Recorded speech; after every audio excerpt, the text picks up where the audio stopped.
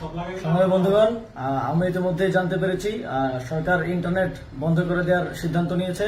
আমরা আবারও শঙ্কা করছি, ইন্টারনেট ব্রডব্যান্ড সবকিছু বন্ধ করে দিয়ে আবার দেশে একটি ক্র্যাকডাউন চালানো হবে, মানুষকে হত্যা করা হবে এবং একটা হত্যাকাণ্ড চালানো হতে পারে আগের বারের মতো। সেই জায়গা থেকে আমরা আমাদের আগামী এই পুরো সপ্তাহের কর্মসূচির আউটলাইন ঘোষণা করে দিয়ে যেতে চাই। আমরা জানি না ইন্টারনেট বন্ধ হওয়ার পরে সমন্বয়কদের কি হবে, আমাদেরকে আবার তুলে নিয়ে যাবে কিনা, মেরে ফেলবে কিনা, কিংবা যে কোনো কিছু ঘটতে পারে।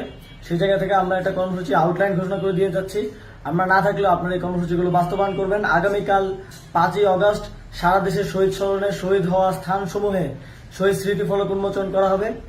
11টায় শাহবাগে শ্রমিক সমাবেশ হবে কেন্দ্রীয়ভাবে, 5টায় নারী সমাবেশ হবে শহীদ মিনারে। সারা দেশে বিক্ষোভ ও গণ অবস্থান চলমান থাকবে।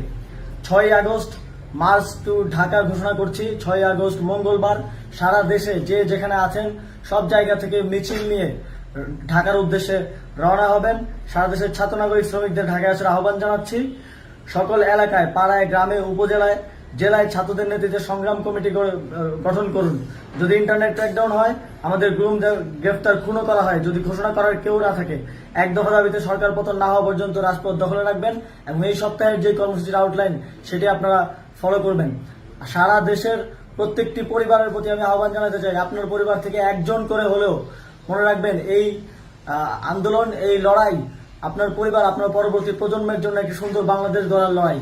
একজন করে হলেও ঢাকার উদ্দেশ্যে রওনা করে দেবেন, একজন করে হলেও যুদ্ধে পাঠাবেন। এই যুদ্ধে আমাদের জয়ী হতে হবে, নাহলে বাংলাদেশ এক গভীর অমানিসায় অন্ধকারে ডুবে যাবে।